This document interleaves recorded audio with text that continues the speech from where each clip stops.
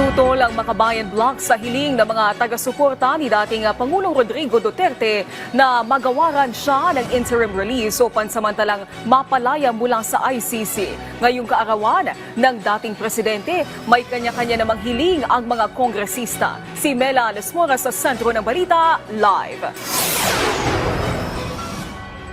Naomi, malakas na pangatawan para maharap niya ang kanyang mga kaso. Yan ang hiling ng mga kongresista ngayong nagdiriwang nga ng kanyang kaarawan si dating Pangulong Rodrigo Duterte. Tutol naman ang Makabayan Block sa hiling ng kanyang mga taga-suporta na magawaran na siya ng interim release.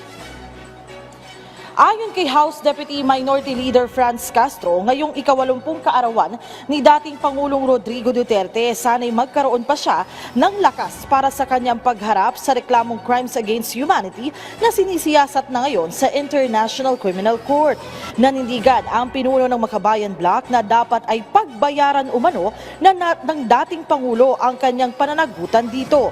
At kahit pa kaarawan ng dating presidente, tutol si Castro na mapagbigyan ang hiling ng kanyang mga taga-suporta para sa provisional o interim release o pansamantalang pagpapalaya kay Duterte.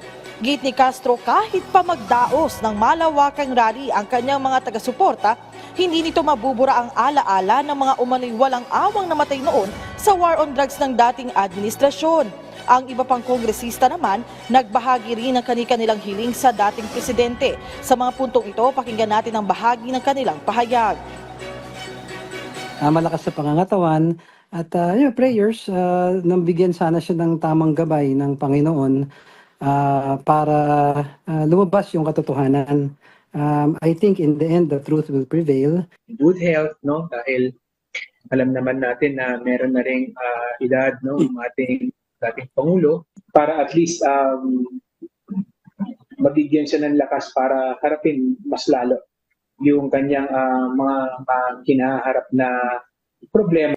Ang kaso kasi ni dating Presidente Duterte ay nasa korte na. So kahit na ano pa mang gawin nilang mga pagkilos, gaano man kalaki or gaano man karami yan sa iba't ibang mga bansa, hindi pa rin talaga hindi nito mabubura yung kanyang yung kanyang krimen, no, yung akusasyon sa kanya na crime against humanity. Kaya hindi ito, no, tingin ko nagsasayang lang sila ng pagod doon sa ginagawa nila, na ang aim nila ay mapalaya si dating Presidente Duterte. Kaya wa-effect. Naomi, sa panog naman ng mga Duterte, una na nilang tinutulan itong ang pagkakaaresto at pagkakapiit sa dating Pangulo, pero nanindigan nga ang gobyerno na ginawa lang nila